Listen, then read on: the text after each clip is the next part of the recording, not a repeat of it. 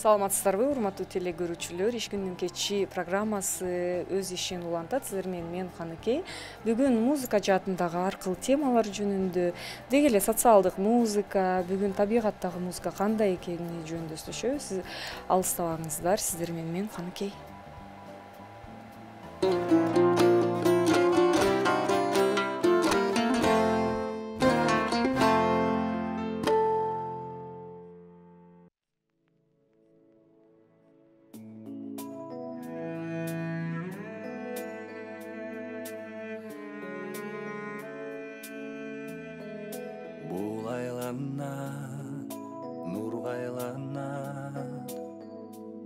Seni körgönümde canla jagıp, gözlörüңдөн özgörülgön.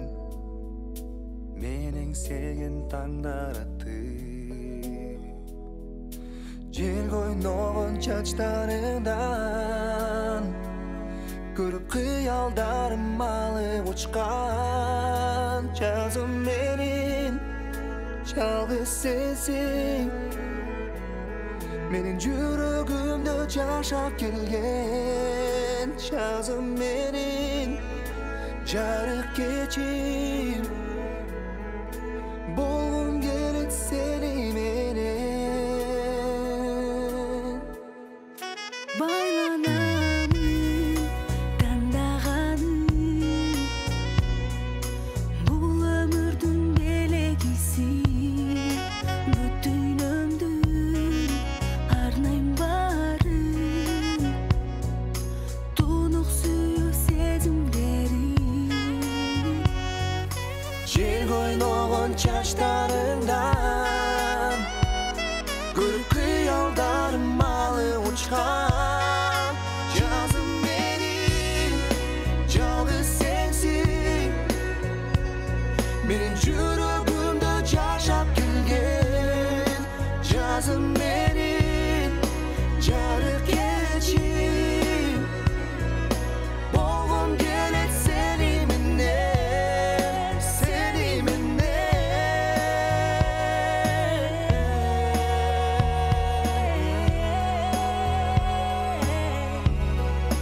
Жазым менин Жалгыз сенсиң, menin жүрөгүмдө жашап келген.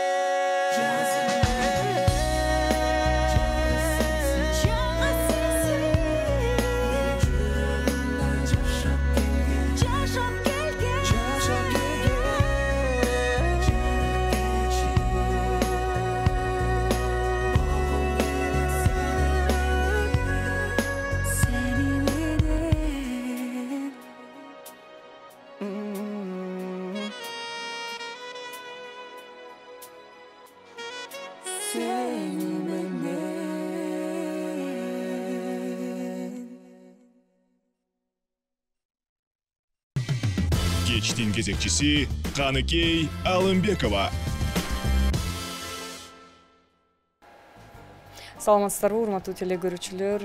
Жагымдуу музыка өзүңөр көргөндөй Сайкал Садыбакасованын аткаруусунда болду. Бүгүн кезектеги коногум Сайкал Садыбакасова, маданияттын мыкты кызматкери, ырчы жана легендарлуу Кыз Бырак тобунун аткаруучу директору. Кандайсың, Сайкал? Жакшы, өзүңүздөр кандайсыздар? Рахмат, сени көргөнүм аябай кубанычтамын. Көптөн Мен да бери аябай көрбөй кубанычтамын. Бүгүнкү эфирге чакырганыбыз деги эле музыка жаатындагы болгон табит, сенин ой толгооң, деги эле көз карашың тууралуу сөз болот. Анан адегенде өзүңдү тааныштырып өтсөң биздин кененирээк публикабызга. Ошол атым Сайкал, фамилиям Садыбакасова. Мен айтайын. Кыз Бырак тобун канчадан бери? Азыр айтпадыңар. Баса, сен Кыз Быракты канчадан бери жетектеп келесиң? 17 жашымдан бери. 17. Ошондо Азыр 29-га чыгып калдым. Көп эле жыл болуп калды. Бирок Кыз Бырак тобуна ошондо канча жыл болду? Жалпы эсеп менен алганда Гүлшайыр эже. 45 жыл. Кандай болуп атат иштериңер Кыз Быракта? Иштерим азыр акырындап болуп атат. Негизи багы азыр заман өзгөргөнүнө байланыштуу кыздар көп турбай атат. Илгери деген багы бардык эле популярдуу болгусу келет. Популярдуу болуш үчүн адам сабыр кылып иштеш керек. Адам жеке эле бирөөнү карап багы кандай десем, адамдардын көпчүлүгү көнгөндө чайнап тамакты чайнап турбузуна салгандычы, адам деген өзү дагы аракет кылыш керек. Мисалы биздин убакта деп эле коеюн, мен кичинекей жаш кезимде камалып алып комнатамда мени ырдалбайсың деп коюшкан да бир-эки адамчы. Ошол айткан сөзүнө мен чыйралдым дагы. Күндө 4 сааттан репетиция кылат элем. Эшикти жаап алып. Ошентип жүрүп, мен я докажу, мен көргөзөм деп жүрүп, акыры багы 14-15 жашымда эстей жүрдүм сырткары. Мен фирмач болом деген. Ошол ниетти тилеп коюп, ошол максатка жеттим да. Азыркы жаштарда көпчүлүгүндө башын баштап коет, анан чыдабай деле эмес, башкача нерсени үмүт кылышат да. Келип эле звезда болуп кетем деп ойлойбу же билбейм. Ошондуктан дагы көп кыздар кармап айтат, кээ жашоо турмушуна байланыштуу, кээ ден соолугуна байланыштуу, ар кандай ситуация болуп калат. Ошондуктан бир аз кыйыныраак болот эт мага азыркы учурум. Аз да буюрса кастинг жарыялап атабыз. Сен кармап калуу үчүн кыздарды мисалы үчүн атайын контракт түзөсүңбү же жекеме-жеке кандай сүйлөшүүлөр? Негизи 5 жылга контракт түзүлөт. 5 жылга контракт түзүлөт, анан негизи баягы контрактты бузуп койгондо мисалы сотко берилиш керек.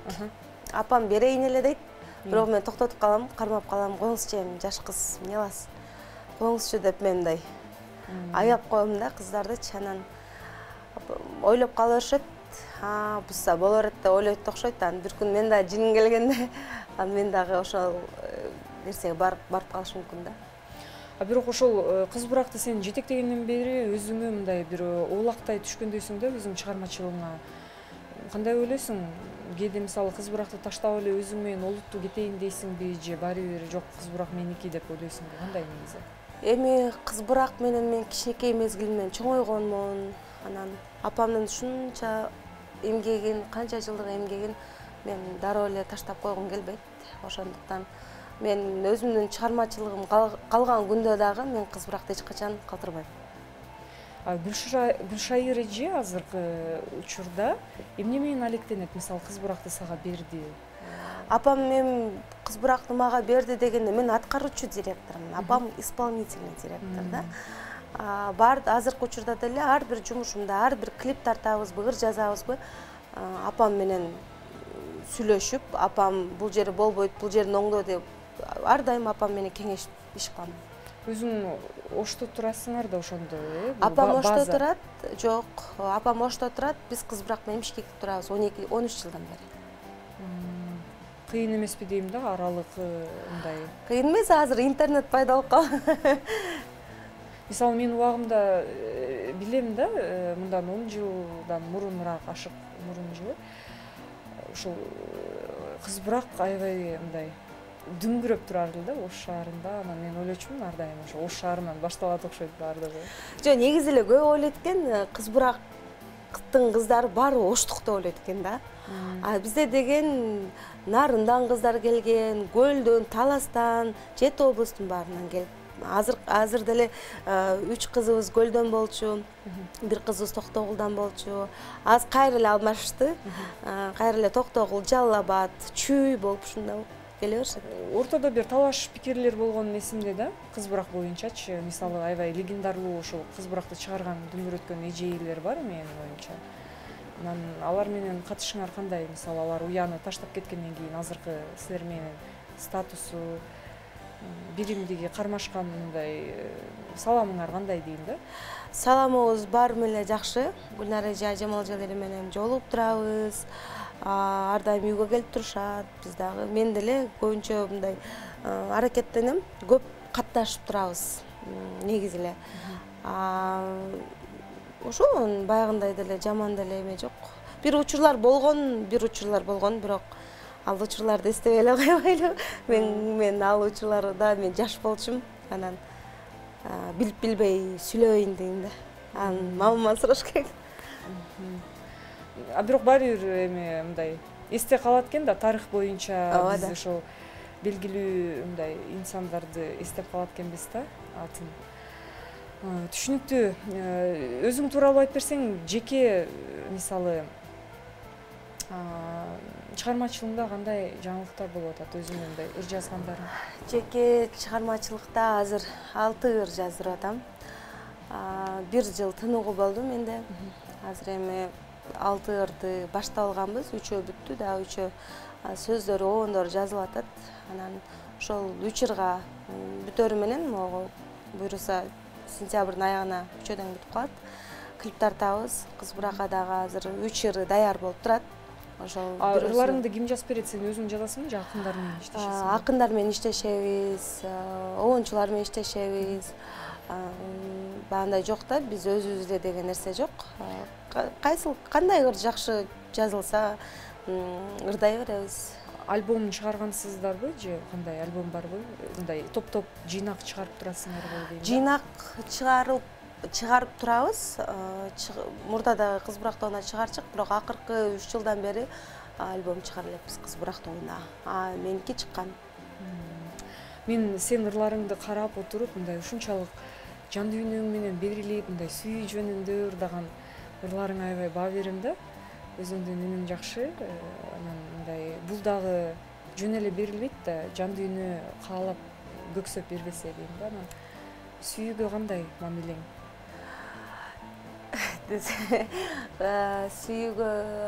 Сүйүүгө аябай мындаймын, кандай десем, сүйүү бар экенине ишенемин.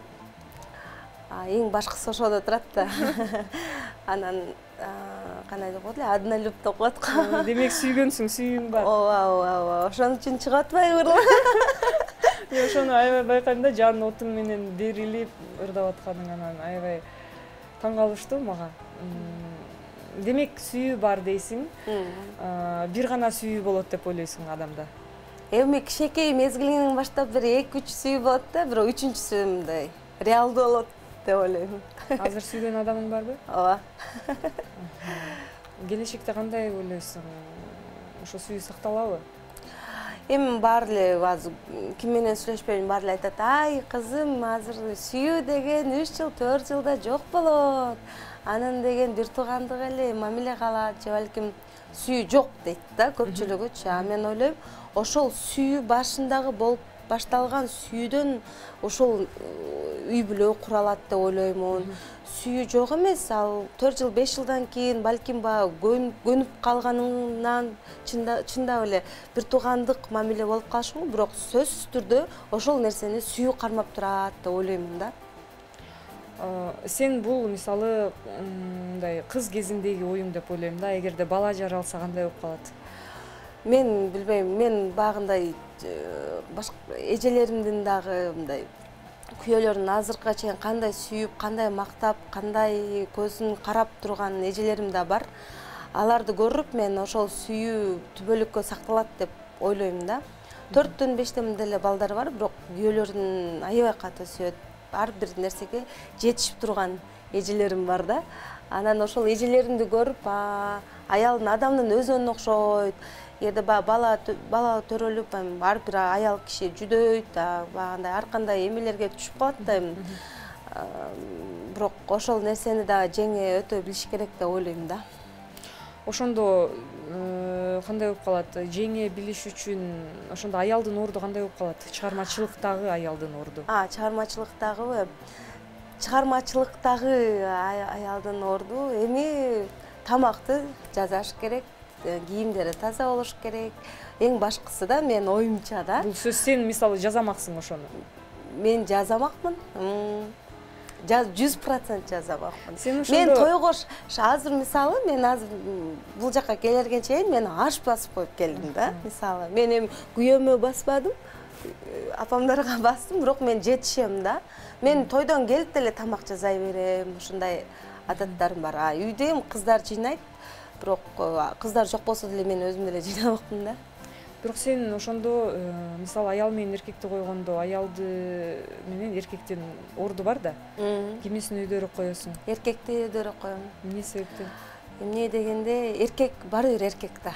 Эркек ошондой жаралган. биринчи эркек киши жаралган, ошондуктан биз баягы эркектин кабыргасынан жаралганбыз деп коебуз го.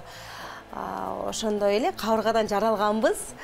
Ошондуктан мен ойлойм, эркектер баары бир бийик, эркектер баягы биз көп нерседен коркуп коюшубуз мүмкүн, эркектер андай нерседен эле коркпойт, чечкиндүү болот эркектер. Кандай десем, ушундай Кудай бир ушундай качестволорду берип коет да. Ошол аял киши эми үйдө шеф, мисалы да, балдарына шеф. Анан эркек кишинин дагы баягы тилин табып, кандай десем, жакшы сүйлөп, эркелетип коюп деле өзүбүздүн айткандарыбызды кылдырсак болот. Биз болгону кээ бирде мынтип коебуз да, кандай десем, бир эки сүйлөсө эле тилден кетебиз деп ойлойм. Мен деле тилден кетем да, мындай көп учурларда эркектер менен ушу именно сүйлөп урушуп кетем да. И ошол нерсемди калтырып атам турмушка даярданып. Мисалы үчүн сен турмушка чыктың дейли. Анан сен жолдошуң айтса, Сайкал ырдабай эле кой, үйдө аш жасап, балдарды карап отур десе, эмне кыласың? Мен түшүндүргөнгө аракет жасаймын. Мисалы ошондой эркекке күйөөгө тиет белең дейм да.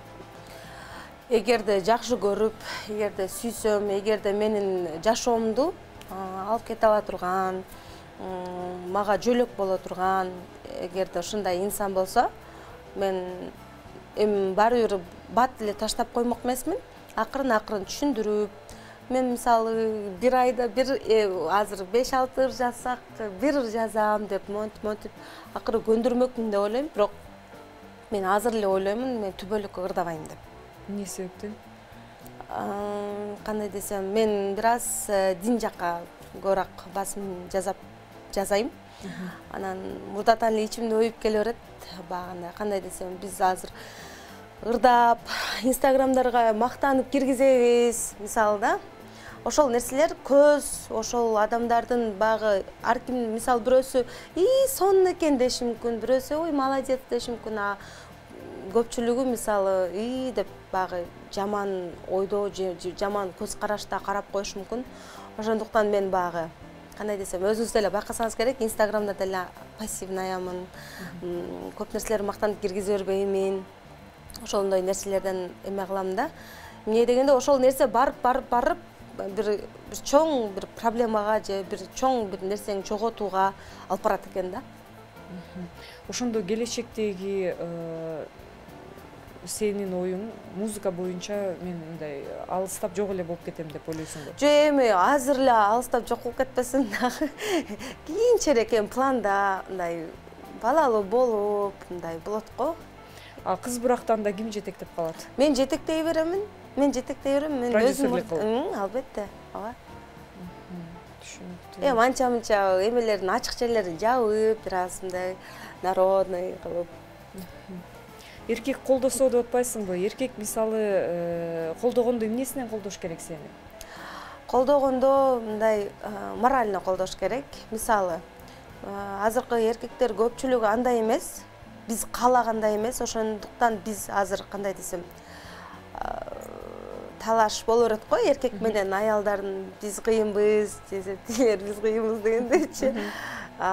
Негизи эркектерге оюмду түшүндүрүп бере албайт атам. Жок, түшүндүр. Мен бир суроо берейин. Кыйын деп калбадыкпы? Эркек кыйынбы же аял кыйынбы? Макул. Мына сен, менин оюмча, жакшы иштеп акча табасың. Анткени сен ырчысың, өзүңө өзүң ушул убакка чейин эмне алдың деп сурагым келет да. Мисалы үчүн үй алдыңбы, кандай материалдык мындай топтодуң? Мен машина алдым деп эле мактанып киргенсиң. Балким ошондон проблема чыгып атабы дейм да. Мисалы материалдык, сен айтып атпайсыңбы, эркек аялдын талашы? Ошондон да тең менен деген сөз бар го, тең менен кезек кабы менен деп эле. Ал мисалы байлыктан деле эмес экен, адамдын кандай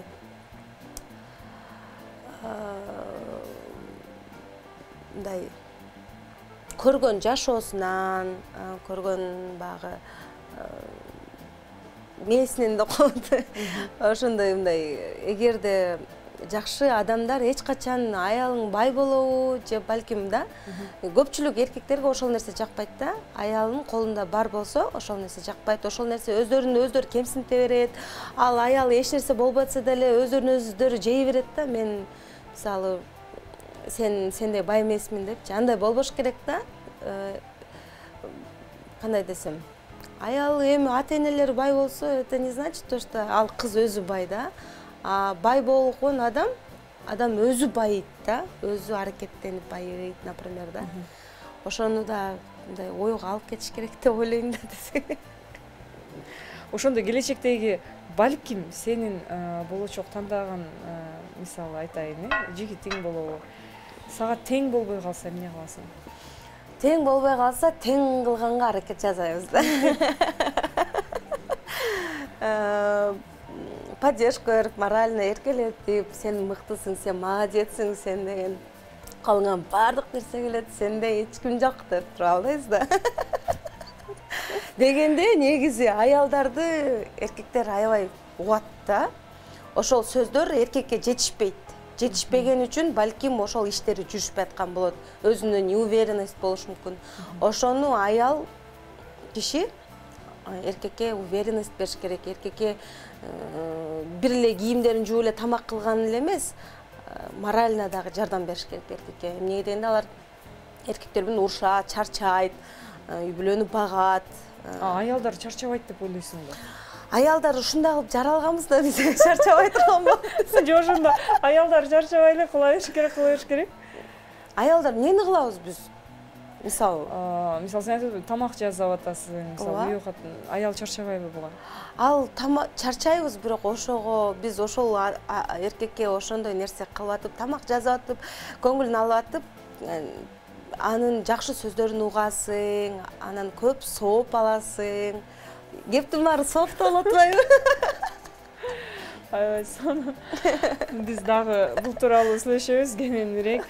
Анда биз кезекте азыр рекламага берсек, азыр кезекте Сайкалдын туулуп өскөн жери, барган мектеби жөнүндөгү нерселер жөнүндө сүйлөшөбүз. Анда эмесе реклама. Кечтин кезекчиси Каныкей Алымбекова. Саламатсыздарбы, урматтуу теле көрүүчүлөр. Бүгүн иш күнүнүн кечи программасы сиздер менен мен Каныкей. Кезекте коногум Сайкал Садыбакасова.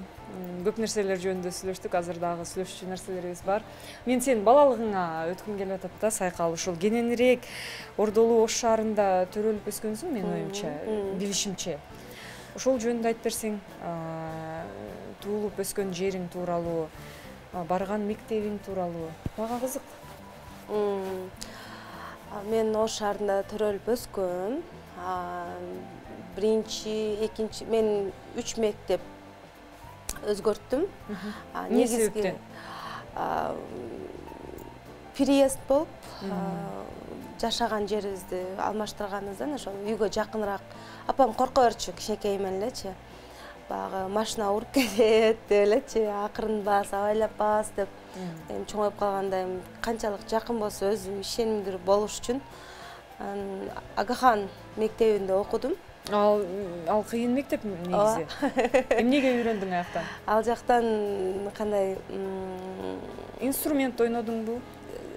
Жок, мен музыкальный школа башка. Өзүнчө бардың? Өзүнчө бардым ал жактан. Ал жакта дисциплинасы жакшы, бергенде эми сонунда ичине киресиң, эртең менен саат 8ден 6га чейин ошонун ичинде болосуң.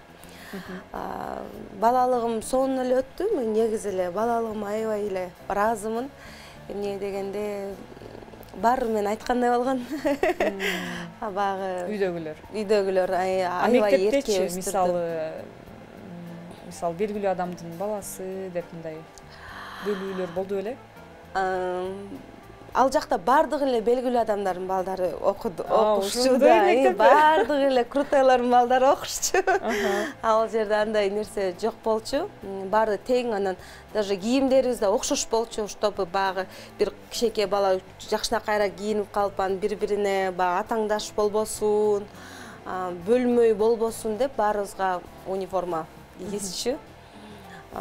Ошол нерсе деле жакшы болгон экен деп ойлойм. Эмне дегенде баягы бөлүнбөйт элек. Бирок ошол убакта деле бөлүнөт элек, бирок көп баягы кандай десем, ошол формадагы көп нерсеге бизди кандай десем, билбей калышты да десек, ошондой болчу. Түшүнүктүү. Музыкалык мектепте окудуң, ошондо эмне боюнча сабак алдың? Пианисткамын, пианинодо окудум, окуп бүттүм. Анан сырткары комузду үйрөндүм 1 жылдай. Анан чопочор ойнойм. Кийин чоң окуу жайга тапшырганда кайсы окууну тандадың? Юридическийди тандадым. Сен ошондо ырчы, өзүнүн автордук укуктарын толук билген ырчы экенсиң да.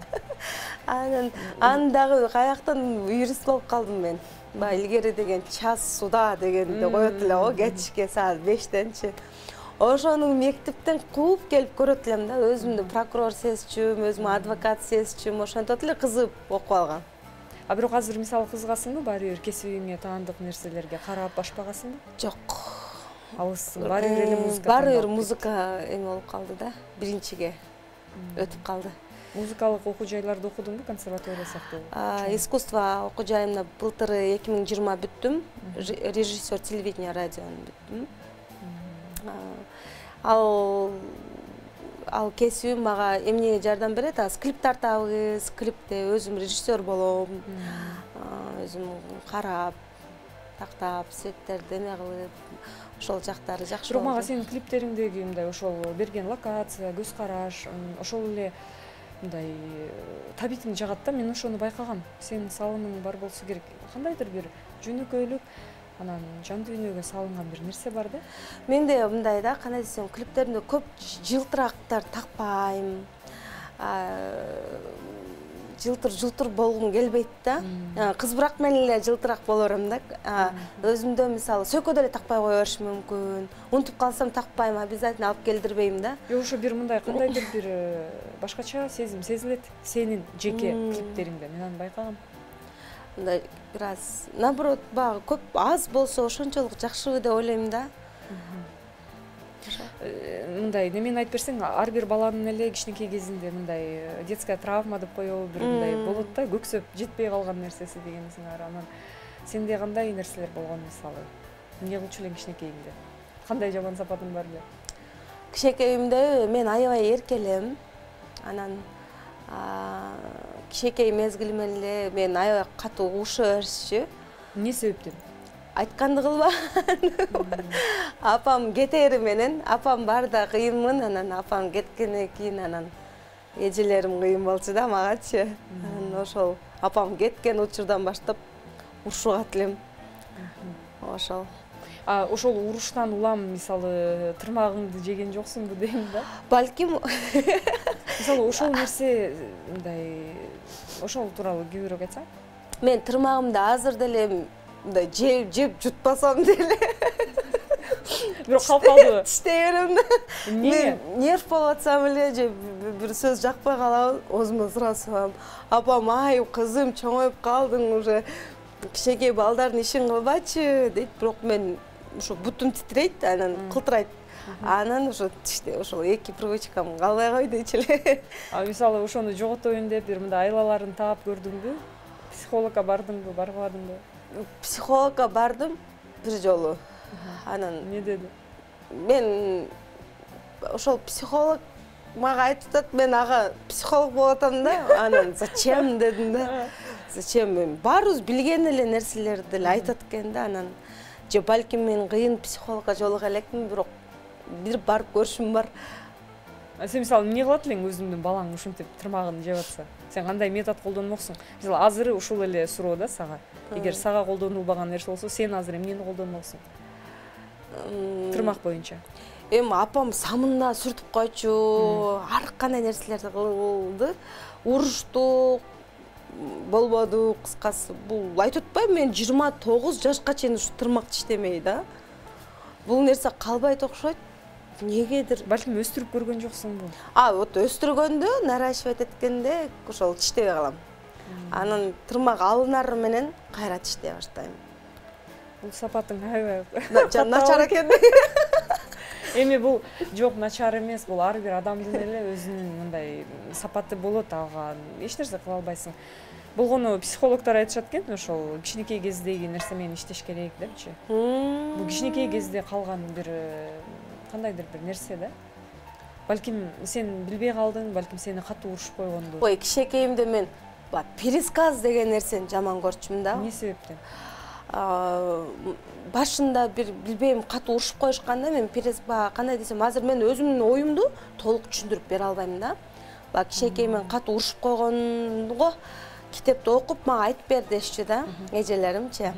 Анан ошону айтып бере албайт койсом керек башындачы, айтып бере албай койсом анан катуу урушукканыман баягы ошол нерседен коркунуч болуп калганбы деп ойлойм да.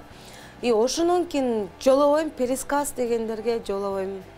Баягы китепти окуу, айтып берүү деген нерсеге вообще жолобойм. Ошондон менин эмем бар да, кандай десем, коркунуч. А бирок ошону мындай айтат го, жеңиш керек депчи. Кандай мисалы сен эмне менен чыгарасың?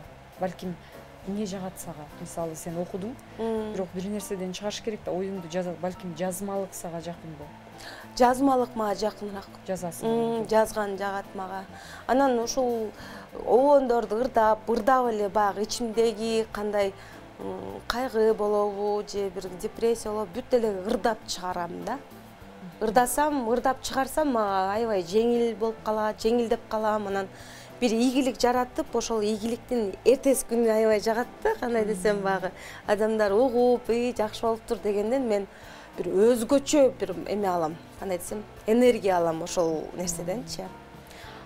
Өзүң ыр жазасыңбы негизи? Негизи обон чыгарам. Мен айтып атпаймынбы, пересказдан нольмун, анан мындай эмелерден жокмун да. Мисалы, эң алгачкы чыгармаң сен аткарууңдагы болгон эстегичи чыгармасы да, ошондон кийин бир ошондой популярдуулукка жеткен дагы бир-эки чыгармаларды уктум. Аябай сонун чыгармалар, алар эл оозуна алынып, жакшы белектерге арзыган да, эсимде бар. Анан азыркы күндө эмнеге ошондой чыгармалар чыкпай атат? Биз кандай коомдо жашап атабыз? Дейт. Билбейм, эмнегедир азыркы ырлар мындай ойлонуп жаза турган болуп калдым да. Элге жагабы, жакпайбы? Мага өзүмө жагып турса дагы элди биринчи ойлоном да. А эмнеге? Билбейм. Эмнеге? Мисалы, сенде болгон эмес беле, өзүңө жагып атат, мисалы, ушул ыр жагып атат, мен жаз стилинде, мисалы деп коем. Мен ушуну ырдап чыгам деген нерсе болбойбу? А эмне себептен буга балким апаң мындай кысым көрсөтөбү же кандай? Мен ошол мурда өзүмдүн бир стилдерим бар эле го, современный стилим. Ошол стилимди көп мындай элдер жактырганы менен, мындай молодежь жактырганы менен, бирок апама көп жакпачу да. Эмнеге? Мен более элге жакыныраак ырларды, нукура кыргызча ырларды ырдам. Мисалы, кандай мен мындай бир эле эме менен кете берчүмүн да, анда чындыгында элечи баботко тойго болгон отдельный ырлар болуш керек. Мисалы, кыргызча, патриотический бардыгы отдельно. Мен бир эле эмеде кете бергем, направлениеде кете бергем да. Азыр ошол направление кетип атып, азыр мисалы той ырларым жок, аз мен той ырларымчы. Ошол болуп атат да. Мен вечно эле өзүм ойлогонумду кылып атып, мен наоборот түшүп кетпедимби деп мен башка бирөөлөрдүн мнениясын аябай мындай угамын да. Өзүмдүн мнениямды эле туруп эле жок бербейм, мен өзүм калганын кылам дебейм да. Мен бирөөлөрдүн мнениясын бир 4-5 адамдыкын угуп көрөм, деп анан жыйынтык кылам да. Бирок мага сенин ошол ырларың аябай жагат, сезбедиң. Сүйүмдү сезбедиң ыры, мисалы, экинчи хитим деп ойлойм да. Биринчиси эстей жүр. Ооба. Анан жанагы сүйүмдү сезбедиң ыры бул эми ошол кездеги бул эми тумуш эле чыгарма деп ойлойм да. Анын сөзү болгон кимге таандык негизи? Сөзү Кундуз Качкынбаева эжеге, обону Назгүл Токпахунова. Ошол ыр аябай керемет болгон. Мага өзүмө деле жагат. Мен бир учурлар болгон, ошол ырыңды коюп атайлап укчумун. Мага аябай жаккан. Мен эле сиздин ырларыңызды укчумун. Жок, бул эми мындай чындыгында көрөрман катары айткым келет да. Ошондой ырларды уккум келет азыр. Бирок бар жакшы ырларың мындай. Менин оюмча азыр коом бир аз башкача болуп кеткендей. Азыр ошо айтып атпаймынбы, кей-поп деген Угасыңбы мисалы ошону көз салып баамдап турасыңбы? Ооба да.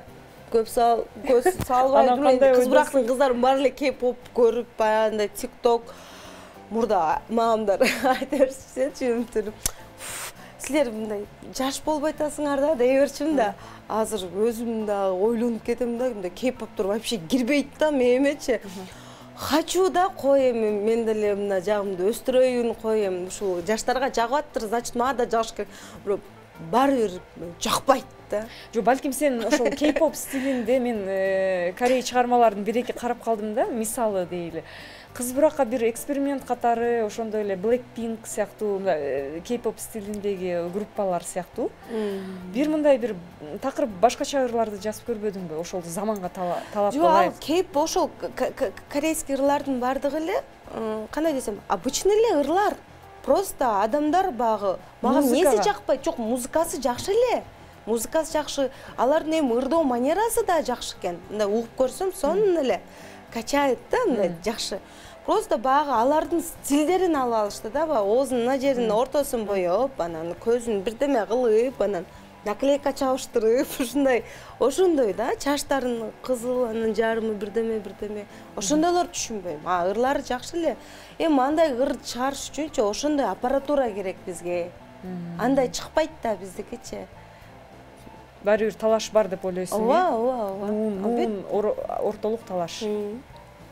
Ошон үчүн аларга муундарга жагыш үчүн кыргызча ырларды жакшынакай ырдайбыз, да?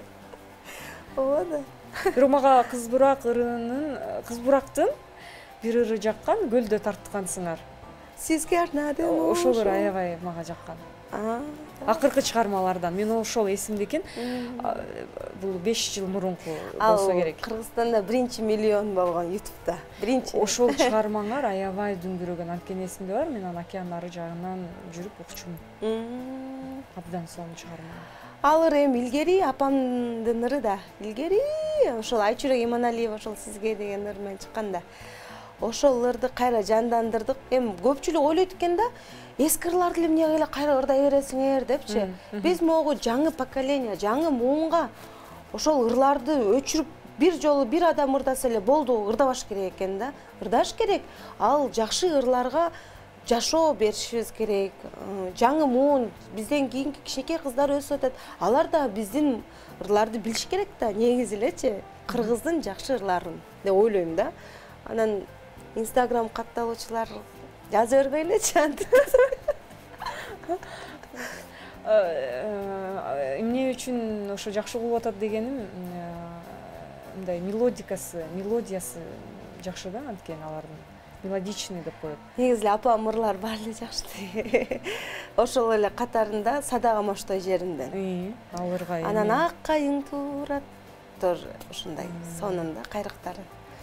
Садага Моштой жеримден ыры менин оюмча обонун созбосоң деле бүтүндөй элдер сөзүн укканда эле жандана түшөт да. Мага да аябай жагат ошол ыр. Негизи жакшы ыр, залкар чыгармалардан. Ошондой ырларды мен эмем эле, тилегим эле ушундай орду кала турган жакшы ырларды калтырып кетишибиз керек да. Анан сен, мен, жок деген ырлар бул кандай калбай турган ырлар деп ойлойм да. Жакшы сөзү дагы кандай десем маанилүү. Ошол эле убакта адабий жазылган болот го мындай. Анан огону дагы кыска эптеп эмес. Обон болуш керек да, кандай мындай. Мисалы сен обон чыгарат экенсиң, мисалы Сайкал. Обонду дагы чыгарыш үчүн композиторлукка барып көрбөдүңбү балким, композитор? Бул обонду эмем кандай десем, чыгарганымдын себеби багы апамды кичинекей мен көрүп эле, апам фортепианонун алдында отуруп эле, свет жок болсо эле шам коюп алып эле ырлар чыгарып, ноталар жазып отура берчү да. Анан ошол нерсе сиңгенби, билбейм. Именно ошол апамдай кылып, ошол гармонияларда чыгарам да. Негедир ошол сиңгенби кичинекеймен деп ойлойм да. Негизи апаң аябай залкар адам. Апаңды сакта, апаң бар болсун. Анан ушу жакын өтүп кеткен адамдарыңарга кайраткулова деп айткым келет. Эмне деп айтмакчымын? Эми биргем дүйнө экен, бирок ошентсе дагы ошо иниңди эскерип кетпесем болбойт. Иниңден кийинки жашоо кандай азыркы тапта? Инимден кийинки жашоо кандай десем, өзгөрдүк. 100%га өзгөрдү жашообуз. Каякты карабайлы, багы машинада деле отурабыз, ал жерде деле эстейбиз, үйгө киребиз, эстейбиз, шкафын ачабыз, эстейбиз, кийимдери туруп калат, сүрөттөрү туруп калат, ручкасы туруп калат. Даже блокноту туруп калса да ошол эркиндик эле деп анан ушул жерде отурат эле, ушул жерде басат эле. Как будто азыр эшиктен кирип келе тургандай эле сезиле берет. Анан бир жыл өттү, жыл өттү. Сагынычыбыз 2 эсе, 3 эсе болот. Мындай мен эми эле билдим да, то что его нет да. И ошол нерсеге осознавать этиш аябай кыйын экен, бирок кандай десем, сабырдуу болушубуз керек. Биз деле барар жерибиз ошол жер. Аркы дүйнөдөн деле жолугабыз деп мындай өзүмдү ошентип соротом да. Кудай берди бизге бул жашоону, кайра алганга укуктуу да. Биз никтобуз деп койбоймбу. Бул жерде биздин өзүбүздүн ролубуз бар. Биз таза, жакшы жүрсөк эле ал аркы дүйнөдөн жолугабыз деп коюп эле ниет кылып отурабыз апам экөөбүз. Ооба, мен сага кошулам. Ошо иниңден артык кайрылуу болсун. Эми мен программаны аяктап жатып айткым келет. Бул дүйнө өтөр, кайтар дүйнө. Апам экөөңөргө чоң сабыр тилеймин, бар болгула. Бүгүн келип бергениңе чоң рахмат. Бүгүн бизде Кыргыз Республикасынын маданиятынын мыкты кызматкери Сайкал Садыбакасова болду. Легендарлуу Кыз Бурак группасынын жетекчиси Сайкал Садыбакасова.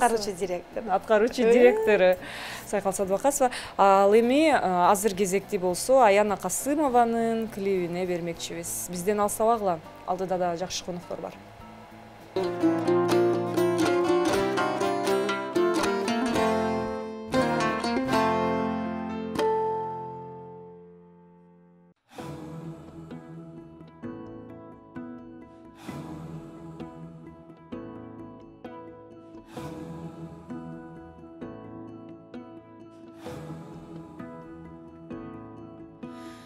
Алсырап кубаттан тайганда, сагынып кусага батканда, элестейт көзүмө мекеним, элирпеңсейт жүрөгүм сени.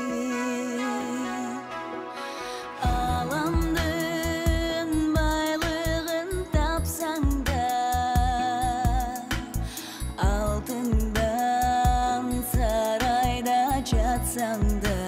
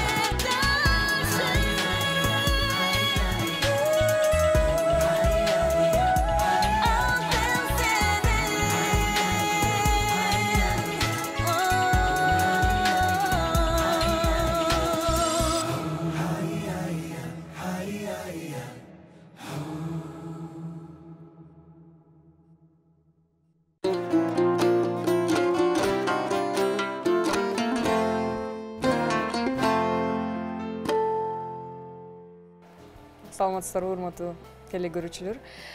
Бүгүн бизде музыкалык кеч, ар түрдүү жанрдагы аткаруучулар болот, ойлор болот. Бүгүн эфирде Аяна Касымова, ырчы, аткаруучу. Кандайсың, Аяна? Жакшы, Кош келдиң. Рахмат.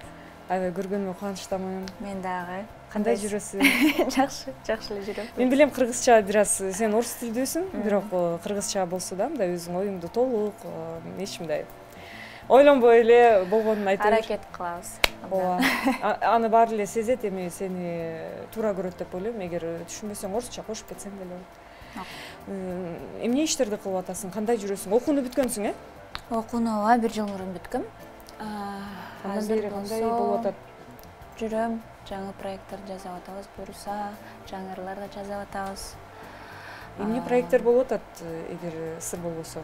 Азырынча сыр бойдон калсын. Кичине бир аз убакыт өткөндөн кийин буюрса айтып берем.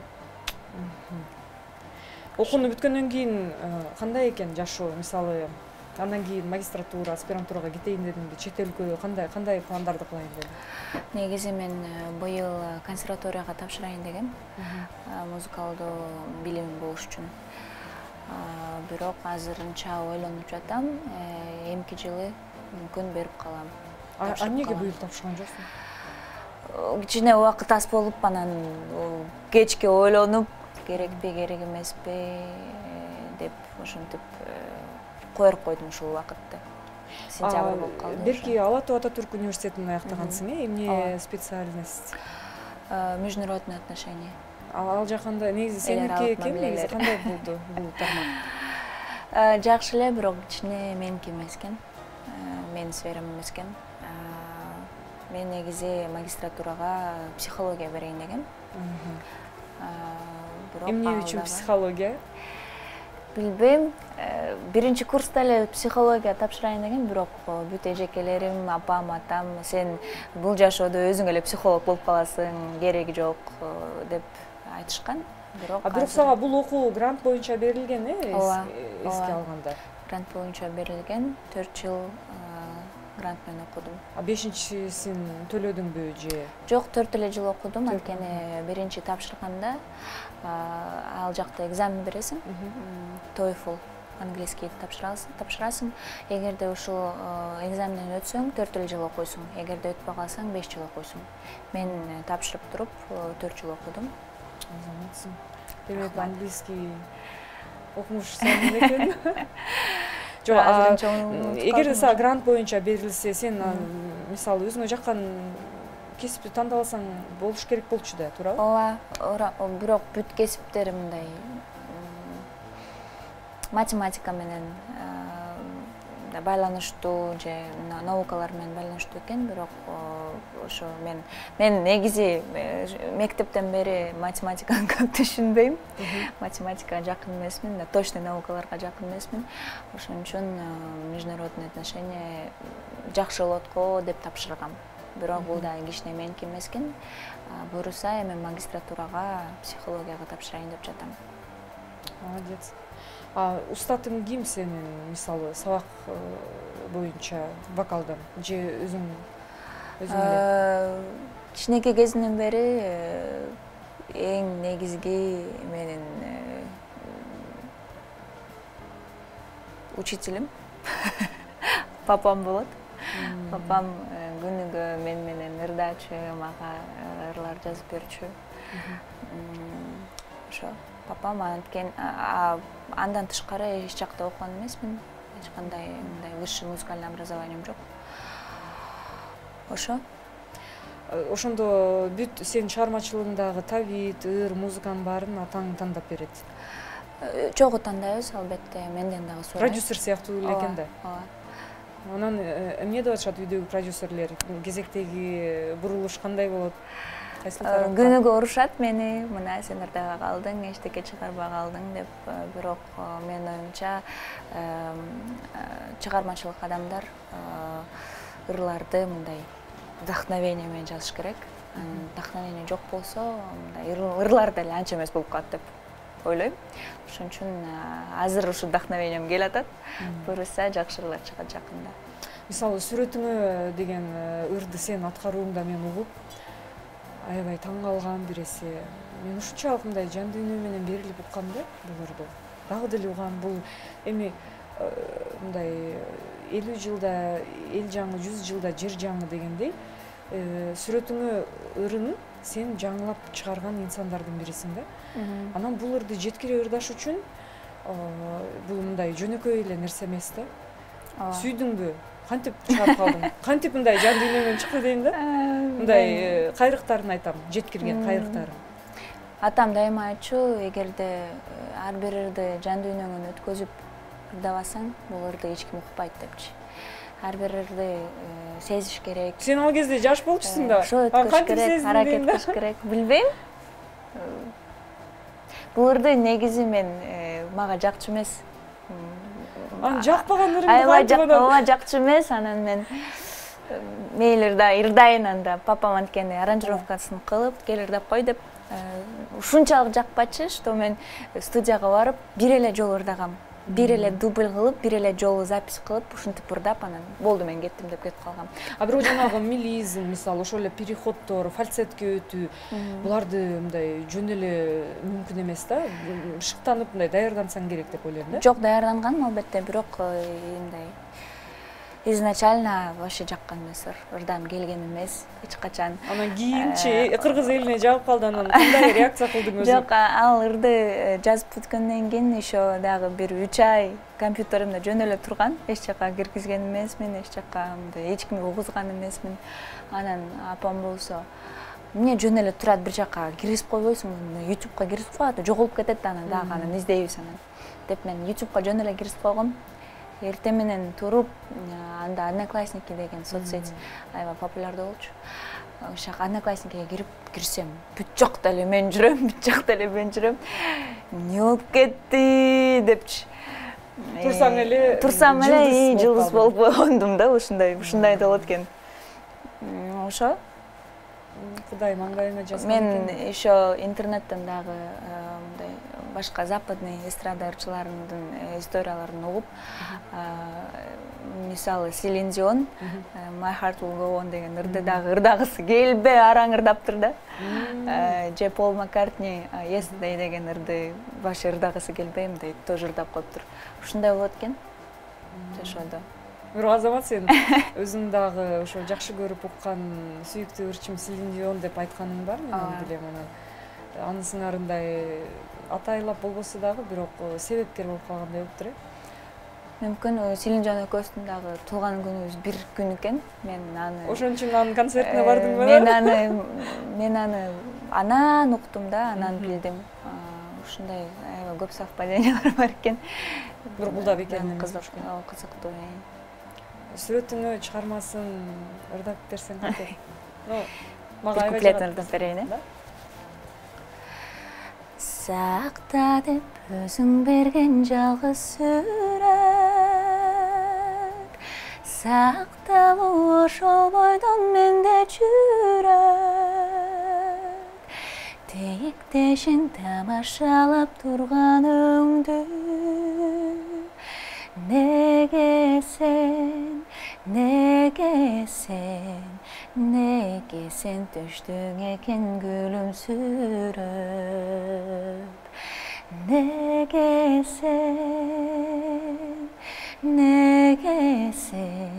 Неге сен түштүң экен күлүмсүрөп. Браво. Рахмат. Негизи бир убак болду да, аябай. Сен жана Айым Айылчиева чыккан бир убак болду. Анан экөөңөрдүн атам менен энеме ырын аткарып чыкканыңар дагы бул аябай чоң мындай жаңылык жаратты да. Андан кийинки проекттерди улантууга аракет кылдыңарбы? Же кол үзүшүп эле эмне үчүн кетип калдыңар? Билбейм, негизи биз Айым экөөбүздү аябай жакын дос деп ойлошот баары, бирок эч качан дос эмессиңерби? Эч качан жакын дос эмес болчук. Эмнеге? Билбейм. Ушундай мүмкүн кичинекей жашыбызда аябай мындай көп эмешчи, конкуренция кылып сравнивали. Очень ошол много, себептен да. дос болгон жоксуңарбы? Не знаю, так получилось, что никогда мындай аябай жакын сүйлөшүп, аябай жакын жолугуп, мындай эч качан андай болгон эмес. А бирок бирге аткарган чыгармаңар бул аябай чоң жакшы нерсе берген да кыргыз элине. Кандайдыр бир достук, кандайдыр бир эже сиңдилик нерсени берген да. Ооба. Андан кийин катыша албадыңарбы? Катыша албадык. Мындай же характерибиз келишпейт мүмкүн, же билбейм. Эч качан жакын сүйлөшкөн эмеспиз. Сен характериң кандай негизи? Вот характер деп калдың да? Негизи. Характерим оорураак кичине. Эмне себептен, мисалы, оор характерге эмне кирет, мисалы? Оор характерге упрямыймын аябай. Өзүмдүкүнө турам. Өзүмдүкүн бербейм. Мындай. Ошо. Бул, мен оюмча бул жакшы. Жакшы, анткени эгерде мындай характерим болбосо, мынчага жетмек эмесмин. Ушул жөнүндө биз сүйлөшөбүз. Бул нерсе керек. Негизи кыргыздарга эмес, баардык кыздарга керек. Азыр биз рекламага өтөбүз, андан кийин Аяна Касымованын оор характери тууралуу сүйлөшөбүз. Ал сабагы. Кечтин кезекчиси Каныкей Алымбекова. Иш күнүнүн кеч программасы силер менен мен Каныкей. Бүгүн биз Аяна Касымованы конокко чакырганбыз.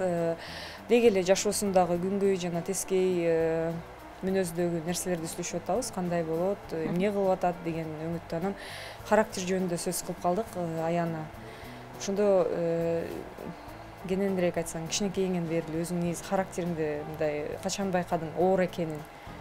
Урушуп талашкан учурларың болдубу? Анча деле оор эмес. Эч качан бирөөгө эчтеке деп жаман айтпайм, биринчи. Эгерде мага бирдемке деп айтса, бирөө же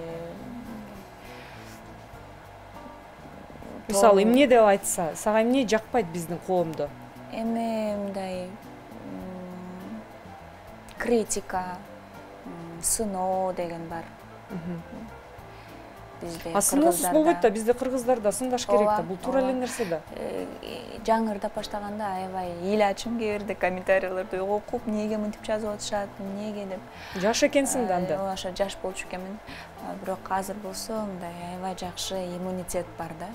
Мисалы эмне деп коргоносуң, эмне деп айтасың? Мисалы сага жаман сөздөрдү ыргыт десең, эмне деп коргоносуң? Эми ар бир кишинин өзүнүн ою бар.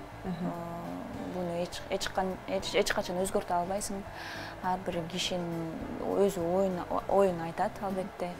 Эми эчтеке дебейм, урушпайм, эчтеке деп мындай эчтеке деп айтпайм. Сен 18 жашыңда туп-туура ырдап чыктың. Жок. Андан эрте? 15-те болчу. Бул аябай өтө оор курак. Сенектик мезгил деп коет. Орусчасы переходной возраст. Анан сен ошол нерсе менен кантип алыштың? Мисалы взять просто проснуться утром и стать звездой. Дегеним, сен жылдыз болуп ойгонуп калдың, анан кандай болду аркысы? Аябай оор болду. Анткени башка кыздар ойноп же бирдемке кылып атса, мектепке баратса, мен ырдачым, тойлордо ырдачым, ар кандай концерттерде ырдачым, аябай чарчайсың. Аябай чарчачым. Ошондуктан мектепте дагы аябай көп калтырдым. Эми бирок ушундай экен. Судьба такая. Анан кантип алыштың? Психологторго бардыңбы же ата-энең мисалы урушуп койгон күндөр болдубу? Мисалы кантип алыштың ошо менен? Ата-энем менен эч качан урушкан эмесмин. Аябай мындай скандал болгон эмес эч качан, анткени апам менин эң лучший близкий подружкам болот. Дайыма мени түшүнөт, колдойт, сурайт. Как у тебя на душе, как твои дела деп. Мен мисал үчүн подружкаларыма айтып берген нерселерди лучше апама айтып берем. Апам дайыма колдойт, түшүнөт. Ошондуктан досторум дагы аябай аз. Мага жетиштүктүү. Көп дос деген деле кереги жок экен бул жашоодочу. Сен бул нерсеге кантип келдиң? Мисалы апаң менен жакын экенсиң. Сендей куракта мисалы апасына жакын болбой кургуларына ачылган кыздар бар да, мисалы. Демек, апаң кичинеңден бери жакын. Ооба, жок, кичинеден бери эмес, ошо ырдап баштагандан бери аябай жакын мамиледебиз. Апам экөөбүз. Кичинекей кезимде атама жакын болчумун аябай. Анан мисалы өткөн курактан өттүң, сүйүп калдың. Анан апаңа мисалы кеңешип айттыңбы сүйүү тууралуу же кимдер менен кеңештиң ошондой убакта? Ооба, апам менин жашоом боюнча баардыгын билет. Абсолютно баардыгын билет. Мындай апа деген сезет экен да все равно. Эч качан мындай бирдемкени даже айтпасаң дагы көзүңдү карап эле билип коет. Эмне болду депчи. Кана айтып берчи мага айтып берсең, мен сени всегда колдойм. Я всегда на твоей стороне буду, чем ты другим пойдешь расскажешь дейт да. Анан кандай кеңештерди берди? Жүрбөй эле кой ал бала менен деп айтты. Жок, эч качан антип айтпайт. Если ты хочешь, если тебе нравится, если ты думаешь, что ты будешь с этим человеком, сама решай. Эч качан мынтип указательный тон менен эч качан айтпайт. Муну кылба, тини кылба, бул жаман, тиги жаман деп. Демек, мен өзүм опыт алып, өзүм ушудан өтүп, өзүм мындай чоң өш керекмин да. Апамдын ой боюнча. Ошо. Сүйүп көрдүңбү жашоодо сүйүүсүз кандай мен мисалы өзгөчө сен жаш кезиңде сүйбөсөң анан ошо туурасында мага айтат. Эми биз чыгармачылык адамдар сүйүү болбосо эчтеке болбойт. Канча жолу сүйдүң жашоодо? 2 жолу, аябай. Катуу. Ошондо экөөтүң бүттү же кандай болду? Ошол жөнүндө кененирээк сүйүү тууралуу. Эми кандай ойго келдиң мына экөөнү сүйүп бүттүң, анан кандай ойго келдиң? Биринчи жолу аябай оор болду. Биринчи жолу аябай оор болду, аябай көп ыйлап, көп эч ким менен сүйлөшкүм келбей, аябай депрессияда болдум биринчи жолу. Бирок экинчи жолу уже эми не судьба, так не судьба. Кантип кол үзүштүң? Ошондо мындай эмне себептен кол үзүүгө туура келди? Бул деле сүйүү да, бул деле чоң мисалы белги да. Мисалы биринчи жолу аябай чоң разногласиялар ата-энем менен болду. Менин ата-энем менен жактырбай койду ал баланы? Жактырбай койду, бирок ал өзү себепкер ага. Мен эчтеке деп айта албайм, кыла албайм, анткени бул менин ата-энем. Мен ата-энемди сыйлаш керек, албетте. Ошондуктан биринчи жолу ошо. Экинчи жолу? Экинчи жолу просто мен адам эмес. Мен адам эмес. Сен адам эмес экенин сен канча убактан кийин сезип атасың ошондо? Мындай бир киши сүйсө, мындай көзү если любишь, то не замечаешь недостатки деп коет го. Ушундай болду да. Анткени канча деген ситуациялар болду, канча деген күндөр өттү, анан баарын эстеп көрүп мындай выводко келет экенсиң да, этот человек вообще не мой. Он мне не подходит, и в дальнейшем я не смогу с ним прожить всю жизнь, допустим. И экөөбүздү тең кыйнабай, лучше расстаться, чем мучить друг друга. Бул чечимге ким келди, сен биринчи? Мен, ооба. Мен. Демек, анан биринчиси болду, экинчиси азыркы кадамың кандай, сүйүүгө болгон көз карашың кандай? Мисалы, сен жаш секелек кызсың, келечегиң алдыда, сен кандай карайсың сүйүүгө? Сүйүү деген бул аябай сонун нерсе, негизи.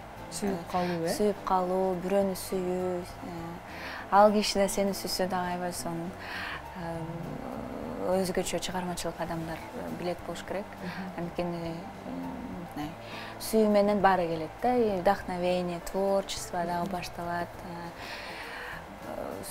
Албетте кийин турмушка чыккым келсе, турмушка чыгарда мен өзүмдүн ошо күйөөмдү аябай сүйүш керекмин. Бул биринчи этапта. Бирок эмнеге анткени азыркы кыздар аябай көп подружкаларым бар. Мисалы расчет боюнча тиет. Эм жакшы, эм мейли, эми деп көп сүйлөшпөй эле тие алышат. Анан ажырашат, анан ыйлашат, анан бала төрөп баласы менен калышат. Мен антким келбей турат. Ошондуктан биринчи ролдо сүйүлүш керек деп ойлойм. Мисалы расчет деп атпайсыңбы? Расчет мисалы эмнеге? Мисалы байлыккабы же баланын оюнабы, мындай кайсы нерсеге расчет болуш керек? Эми расчет болуш керек, бирок мындай сүйүү менен кошо десем болот да. Бирок азыркы кыздар, допустим, сүйбөй эле акчасына карап тие алышат, анан андан кийин кыйналышат. Мисалы сенин ситуацияңда башкачараак да, сен өзүңө өзүң, мен оюмча, материалдык жактан өзүңө өзүң тагдана турган кызсың, бийик деңгээлдеги. Анан сен мисалы материалдык байлыгына карабайсың да, бирок сен эгерде сүйүп калсаң, ал баланын эчтекеси жок болсо, сен буга кандай карайсың? Эчтекеси жок.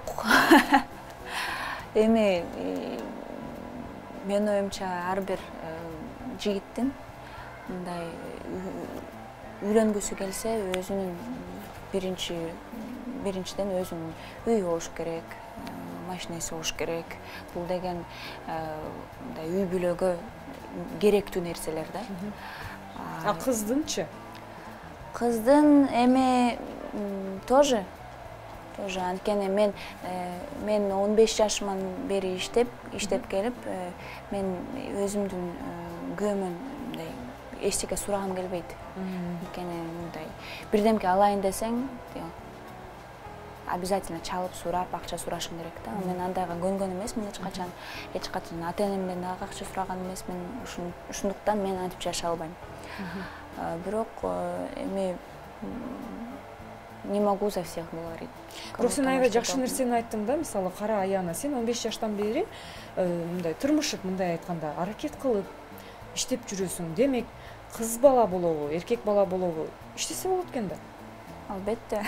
Мисалы сен эле айтып өткөндөй, ошол мисалы дос курбуларым дейсиң да, мисалы бирөөнүн көзүн карабай, өзүңө таап, өзүңө мисалы баркыттасаң болот экен да. Мен үчүн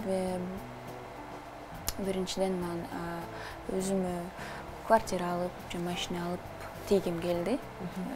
Күйөөгө анткени эмне болбосо дагы сен өзүңүң болот, өзүңдүн мындай вложениең болот, капиталың болот.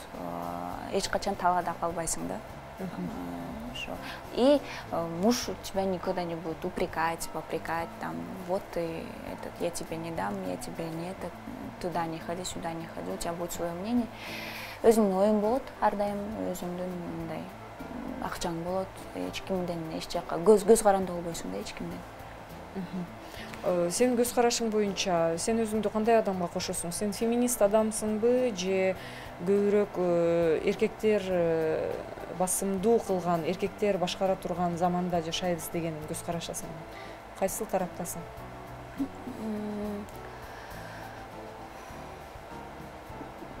Билбейм.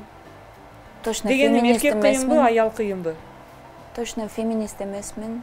И эркектерге деген эмесмин. Мындай золотая середина болот го. Мен оюмча ар бир үйдө главный голова семьи это мужчина, и шея женщина. Они всегда должны в гармонии жить.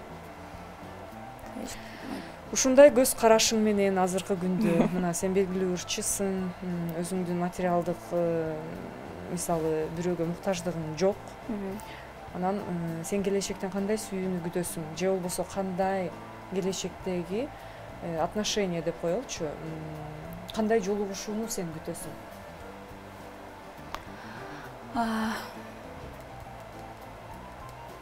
Мындай мен определенный типажым жок. эч качан болгон эмес, бирок өзүмдүн атамдай эркекти аябай күтөм. Ушундай күйөөгө тийгим келет.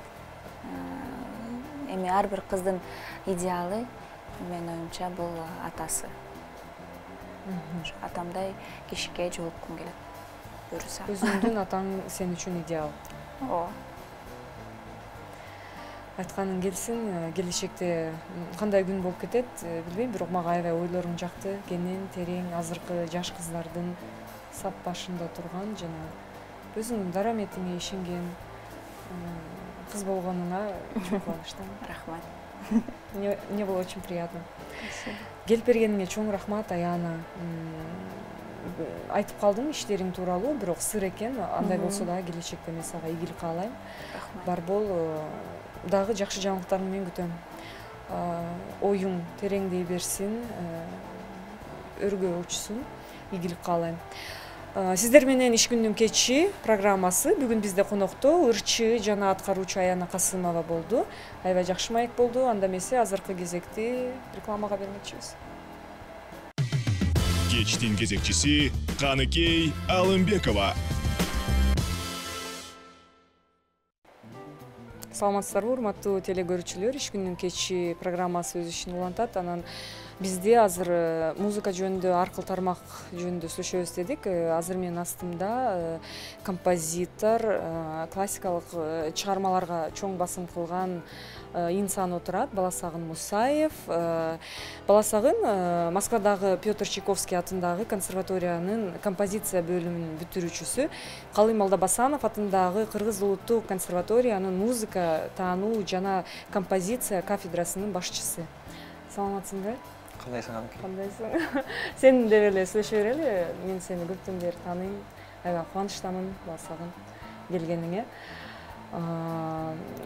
Бүгүн сени чакырган себебим деги эле биздин Кыргызстандагы эле коомубузда ушул композициялык өнөр, композитордук чеберчиликтин орду жөнүндө сүйлөшкүм келет да. Мисалы кандай тепкичтебиз, даражадабыз деп. Дегенде бардыгына өзүң тууралуу айтып берсең. Композиция жөнүндө айтып берсем, азыр биз деген мурункудай Советтер Союзундагы учурундагы деңгээлден биртоп эле ылдыйбыз. Себеп дегенде ошол кезде өкмөт тарабынан укмуш каржылачы композиторлорго деги эле музыка чөйрөсүнө, искусство чөйрөсүнө кандайдыр бир тиешеси болгон адамдарга жакшы каражат берчи, мүмкүнчүлүктөр көп болчу, фестивалдар болчу, чет өлкө дегенде ошо Советтер Союзу ичинде көп жерге барышчы, мастер-класстар болчу, анан абдан кызыктуу болчу да. Мисалы композиторду айтып келсем, аларга көп заказ түшчү өкмөт тарабынан. Эгер соната жазсаң, мынча рубль берет, эгер симфония жазсаң, мынча. Ошо мынча рубль бергени жарым жылга жөн эле жетчи да. Анан ошол кезде композиторлор мамлекет тарабынан берилчү ошондо. Мамлекет тарабынан берилчи. Айтып калат да, Мурат Кемишбекелиев айтып калчы. Илгери биз сонун эле жашачыбыз, себеп дегенде акча жагынан жакшы болчу дейт да. Өкмөт тарабынан каралчы, анан ошонун айынан элдерде стимул болуп, анан негизи эле маданият аябай өсчү. Илгери деген 1917-жылы мисалы маданиятсыз адамдар көбүрөөк болчу деп эсептейм да. Анан Советтер Союзу келгенден баштап, болгондон баштап культуру в массы деп атайын, именно насильным трудом дегендей да. Атайын кыйнап, элдерди концертке алып барышып, анан Шостаковичти уккула, Чайковскийди уккула деп, анан кандайдыр бир убакыт өткөндөн кийин маданият аябай көтөрүлгөн да. Бул коммунизм убагында. Коммунизм курабыз деген убакта, Советтер Союзу убагында. Ошо анан азыр болсо андай деле жок. Заказдар болсо мындай в частном порядке дегендей, жеке түрү мага жазып берчи, кином чыгарып атам, клип чыгарып атам, ошого музыка жазып берчи деп кайрылышат. Анан өкмөт тарабынан аз, аябай аз. Мен сурагым келди, сен бул чөйрөгө, бул тармакка кантип келип калгансың, канча жашыңан баштап? Ким ыктады сени? Мен музыканы 13 жашыман баштадым. Бир күнү эле апам чакырып эле сурады, Баласагын мындан ары эмне менен алек болосуң, өзүңө бир кесип тамда дегенде анан мага музыка жагат дедим. Ошондо байкем мага кассет алып берген. Фортепианолордун тизме эмеси да. Фортепианоға жазылған чыгармалардын сборниги деп койсом болот. Ошону угуп, анан ошонун баарын черткен үйрөнсөм деп кыялданчым да. Анан кийинчерээк ойлонуп көрсөм, ошонун баарын чертиптирмин да. Анан апамдын курбусу Кренкеевди бүткөнбү, ошо музыкант болчу да. Анара Төлө Кабылов деген. Анан ошо эже менен займется этип, анан кийинчерээк Шубинага тапшырдым. Балдар музыкалык школага. Ошентип анан училище, анан консерватория болуп, анан Москвага кеттим. Москва Петр Чайковский атындагы консерваторияга тапшырып, андан ары стажировкалар башталды. Францияга барып келдим, Ташкентке барып келдим. Ошентип жүрөм. Азыр биздин Кыргыз улуттук консерваторияда иштейм, мугалим болуп иштейм, композиция сабагынан сабак берем. Устатың? Устатым, биринчи устатым десем болот, Бегалиев Муратбек Акимович, азыркы консерваториянын ректору. Анан Москвадагы Владимир Тарнопольский. Негизи сага ошол Москвага баруу деле мисалы жөн эле болгон жок да. Сен мисалы бюджеттик окуу жайга өткөнсүң, бюджетке атайын. Анан сага мындай кандай деңгээлдерди тартуулай алды? Мисалы Москвага барганда эмнени көрдүң? Ошолорду айтып берсең. Москвага барыш үчүн мен биздин консерваторияда 3 жыл окудум. 3 жыл окуп, Чехова гармониядан даярдады, Бегалиев композиция жагынан даярдады. Анан дагы көп мугалимдер ар кайсы сабактарынан, адистер сабактарынан даярдап, ошо менен Москвага барып, биринчи курска бюджетке тапшырдым. Аяктан дагы стипендия алчумун. Убагында Атамбаев дагы жардам берди, аябай стипендия менен. Роза Отунбаева жардам берди, Апас Жумагулов аябай жардам берди. Анан Бегалиев өзү дагы жылына бир жолу келип, $200-300 берип турчу да. Акча жагынан жакшы эле жүрдүм. Жөн эле, мисалы мамлекеттен тышкары. Мамлекеттен тышкары, өзүнүн чөнтөгүнөн. Анан ал жерге тапшырган өтө кыйын болду. Башында биринчи курс кыйналдым, андан кийин көнүп кеттим. 3-курстан курстан баштап аябай эле жеңил болду деп айтсам болот. Ал кезде, ал жерде, Москвада, негизи эле Россия боюнча маданиятты аябай жакшы карашат да. Маданияттын кайсы чөрөсү болбосун, негизи эле музыка чөрөсүндө мисалы ал жерден ата-анали музыканы көп жазышат. Ата-ананын өзүнүн ар кандай бир течениелери бар, мисалы азыр минимализм аябай мода болот деп айтсам болот дүйнө жүзүндө. Ал жерден минимализмден сырткары спектральная музыка, анан көптөгөн тараптар боюнча элдер, жаштар баары чогулушуп, өзүнчө бир группа кылып, кучкисттер болуп, бир сонун нерселер жаратат да, менин оюм боюнча. Сен мисалы Москвада жашап калдың, анан биз менен салыштыруу боюнча айткым келет да, алар деле ошол коммунизмди, Советтик Союздорду өтүштү. Азыркы алардын этабы кандай? Мисалы ал жактагы композиторлор атайын буйрутма менен мамлекет тарабынан жазышабы же өзүң айткандай мындай баары эле өзүнчө кучкис сыяктуу мындай болуп кетиши кандай? Кандай негизи алардын да орду? Ар кандай мамлекет тарабынан заказдар көп болушат. Аябай көп заказдар болушат. Жеке частный бизнесмендер дагы балким эметишет. Ар кандай түрлүү. Бирок мамлекет колдойт дагы деле бар мурункудай, Жакшы колдойт. Бизге салыштырмалуу аябай жакшы колдойт. Бизде мисалы мен сурагым келет да, советтик доордо атайын буйрутма берип жаздырышчу да. Мисалы жылына 2 чыгарма жазгыла деп композиторлорго тапшырма бергенби? Мисалы советтик доордо берген да. Советтик доордо бул тапшырма катары эмес, бул деген эгер жазсаңар силерге акча беребиз деген. Бул стимул. Анан элдин баары, композитордун баары жөн отурчу эмес. Баары квартет жазчы, соната жазчы, симфония жазчы, ошондойнан аларды жазганда алар акча төлөп берет. Акча төлөп бергенде музыканттар жалдап ойнойт. Ойногондо чыгармалар көбөйөт. Чыгармалар көбөйгөндө концерт кылышат. Концертке элдер келет. Ошентип биринин артынан бири өнүгүшчү да. Бизде азыр мисалы жагдай кандай? Сен жанагындай Союз композиторов деген өңдүү бизде мындай уюмдар бар да. Союз композиторов бар. Анан сен ошол жерде барсың. Уюм мүчөсүмүн. Ошол уюмга мисалы айтабы буйрутма береби дейм да, деги эле министрлик. Биздин министерство жактан, өкмөт жактан берилет, бирок мурдагыдай берилбейт да. Мисалы, кээде Турдубек Чокиев айтып калат, бул деген композитор уюмунун башчысы. Ушундай конкурс жарыялап атат, ыр чыгаргыла, балет же симфония чыгаргыла деп айтышат, бирок чанда аз. Ошондо канча жылдан бери чыга элек бизде? Мисалы, эң акыркы мен билгенден кыргыз операсында бул Айчүрөк операсы, балеттен жаңылбасам Айдай. Андан кийин барбы бизде? Андан кийинки операны угуш үчүн биздеги негизи элди тарбиялаш керек. Азыр бирөө опера жазса, профессионалдар эле угушу мүмкүн, анан калгандары көп маани бербей коет го деп ойлоп атам да.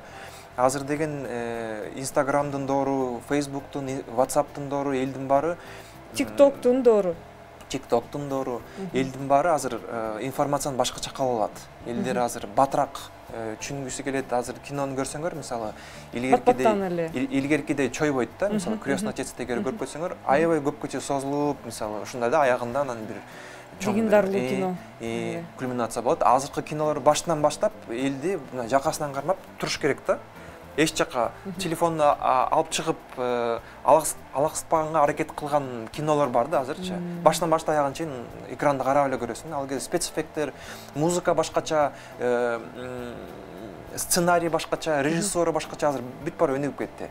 Ошондой эле, мисалы, азыр опера жазганда ушу современный заманбап тенденцияга жараша жазыш керек. Мисалы, жакында эле биз спектакльге музыка жаздым, Жерене Sky Woman деген. Ал спектакль деген эко, жеренен сыйлагыла, мусор таштабагыла, жерде карагыла, андан башка көп деген нерселерди камтыйт да. Ал жерде бий дагы бар, анан музыка дагы, жаңы музыка. Баса мен ал спектакльди көргөм, анан айткым келет, мисалы, сен ошого атайлап музыка жараттың, музыканы мисалы маянасы болуш керек да. Сен аны жазгандан кийин кыргыз патентке өткөрөсүң. Өткөрдүңбү? Өткөрдүм. Анан жылына мындай келет бекен акча дейм да, канча ошондо Кыргыз Республикасында композиторлукка жазган чыгармаңа канча акча келет экен? Мен өткөргөнүм аз эле болду. Мен бар элекмин. 1 жыл дагы боло элек, 1 жыл болгондо барып көрөм го. Негизи ошо Sky Woman'ды биз деген өкмөткө барып, анан ушуну чоңойтуп дагы койсокпу деп ойлоп атам. Себеп дегенде муну көрчү элдер бар да. Азыркы заманбап элдер, азыркы элдерге ушу тема жакшы болуш керек деп ойлоп атам. Аябай сонун чыгарма. Мен көргөм, мен анын бардыгына тартуулап, мындай көргүлө деп айтмакмын. Эми буну сөз менен жеткире алыш кыйын да. Анан ошо. Айтсаң, канча чыгармаң бар? Чыгармам аз эле. Мисалы, канча? Бир 10-20 эле. Анын баарын кыргыз патентке өткөргөнсүңбү? Жок, 2-3-үсүн өткөргөм. Жакында акыркы көч тасмасына музыка жазгам, ошонусун өткөргөм. Анан Sky Woman'ды өткөргөм, анан цикл пьес для фортепиано деген чыгармаларым бар. Башкаларын деле өткөрбөйсүңбү балким? Бирок же бизде аудитория жокпу? Алар аткарылбаса өткөрүштүн мен оюмча кажети жок дейм. Эгер аткарылганга мүмкүнчүлүгү бар болсо, анда өткөрсө болот. Мисалы, ырың бар болсо, ырыңды элдин баары ырдаса, анда өткөрсөң болот. Мисалы, менин квартетим бар, анын чанда эле ойнойт да, мисалычы. Бирок ойнойт. Мен аны өткөрүп койдум. Дагы бир чыгармам бар, аны аткаралбайт. Кыямат деген чыгармам бар, ал өтө оор. Аны Москвадан аткарышкан, атаанальный чыгарма. Киного укмуш болмок да ошол чыгармаларчы. Аны биздикилер аткаралбайт го дейм, себеп дегенде аны түшүнүш кыйын, ойнош кыйын, дирижировать этиш кыйын. Атаанальный дегениңди түшүндүрүп өтсөң, мисалы, көп телегөрүүчүлөр жөнөкөй тил менен түшүнө албайт да. Тональный деген тональность кандай болуп калат? Тональность, атаанальность деген бар. Тональность сен мисалы музыканы ырдасаң, ырдап бере алсаң, анда ал тональный. Ооба. Атаанальный аны ырдап бере албайсың. Это звуки, шумы, биз негизи эле Алена чөйрөдө, жер жүзүндө тональный музыка жок. Эмедечи?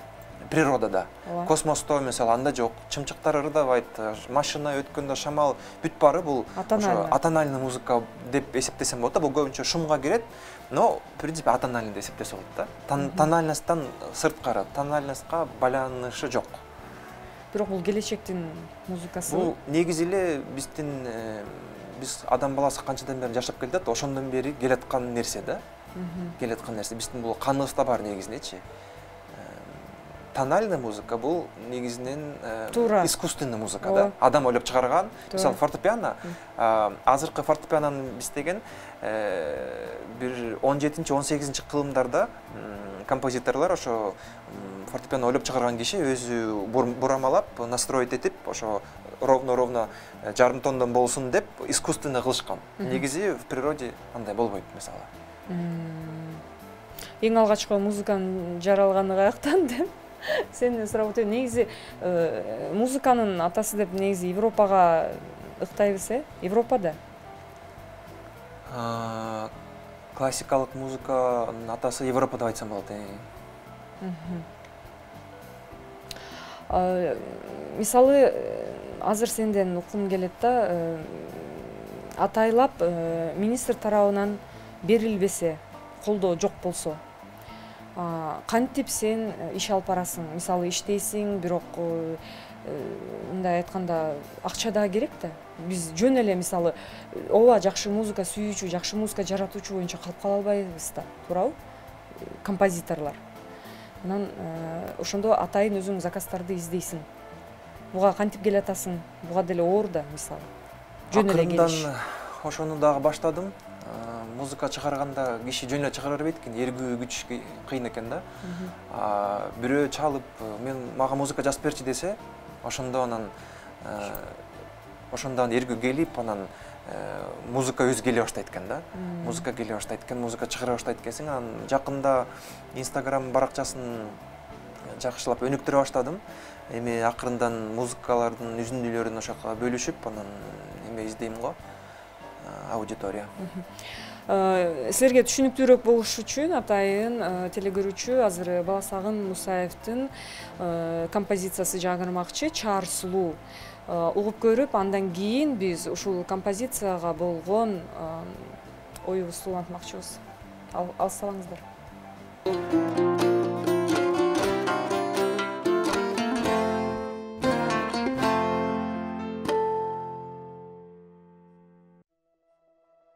Аруу жанды ак дүйнөгө табыштап, асыл жылкы алып учат арыштап, а дүйнөдүр, бу дүйнөдүр чек жоктой, алдыбызда жолдор жатат алыс жак. Ак сүйүүгө, асыл кутка оронгон, аалам, адам, акыл жеткиз табышмак.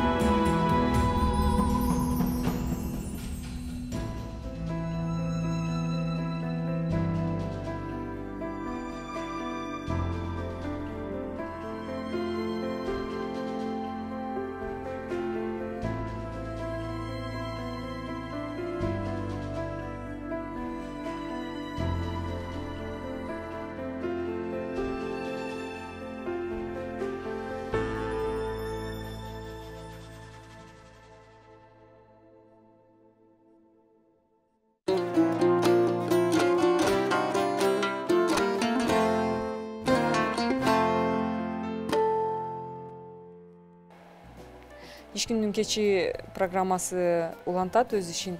Кандай сонун музыка? Мисалы мен угуп атып ушундай мындай чыныгы жакшы мелодиялардан эргүү алам да. Мага аябай жакты. Айтып берсең, баласагын бул өзүң калемиңе таанды. Эми калемиңе дегенин сенин жаратуучусуң. Ушул Чаар сулуу тууралуу айтып берсең. Чаар сулуу Мунарбек Кулданбаев, Гүлмира Кутуева, Мирахим, Ынтымак деген жакшы тааныштарым, байкелер, эжелер ушу видеону жараттык дешти. Анан ушуга музыка керек деп кайрылышты. Ошол боюнча музыка жазгам. Оператор Дани Абиров болуш керек менин оюмча. Мунарбек Кулданбаев деген ушу Чаар сулуу деген жылкыларды көбөйтөт да. Ошондо өстүрүп, көбөйтүп, таптап, ушинтип аябай укмуш менин оюмча жылкылар, кооз жылкылар экен. Анан презентациясы болгон кышында билим катышты. Бирок мисалы сага берилген тапшырмага сен карап, ой жүгүртүп аябай сүңгүп берилет экенсиң да. Мисалы музыкаңды мен ошондон байкадым. Акыркы көргөн кино тасмам болду. Бул ошо Элнура Усмоналиева продюсерлик кылган акыркы көч кино тасмасы. Режиссер Бакыт Мукул, Эки режиссер. Ооба, эки режиссер барбы?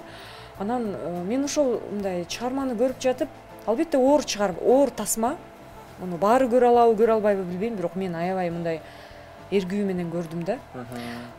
Өтө укмуш чыгарма. Анан сен ошого музыка жаздың. Мен ошол кино тасманы көрүп атканда бир чет элдик эле конкурсный чыгарма тасманы көрүп аткандай болдум да. Аябай баа бердим сага. Киного келген, мисалы, киного жазганың тууралуу айтып берсең, дегиле кандай экен? Толугураак айтып берсем, мен Элнура Усмоналиева айымга жазгам. Атым баласагым болот. Музыка жазам, музыка жаратам, композитормун. Сиздин кинолоруңузга, короткометражкаларыңарга музыка жазсам болобу деп сурагам да. Өзү режиссерлукту бүтсө керек, чет өлкөдө. Ооба, ал бүткөн. Макул, сен музыкаңды көрөйүн, угайын, буду иметь в виду деп койгон. Анан 1-2 айдан кийин Бакыт Мукул чалып калды. Консерваторияда отургам, сабак берип отурсам, Бакыт байке келди, чалып калды, анан келтам дейт. Мейли деп, анан консерваториядан жолугуп отуруп, Дастан Жапар уулу, анан Бакыт Мукул экөө чогуу кино тартышыптыр. Дорога в Эдем деген, кыргызчасы акыркы көч. Ошо тасмага музыка керек, көптөн бери композитор таппай жүрөбүз деп айтышты.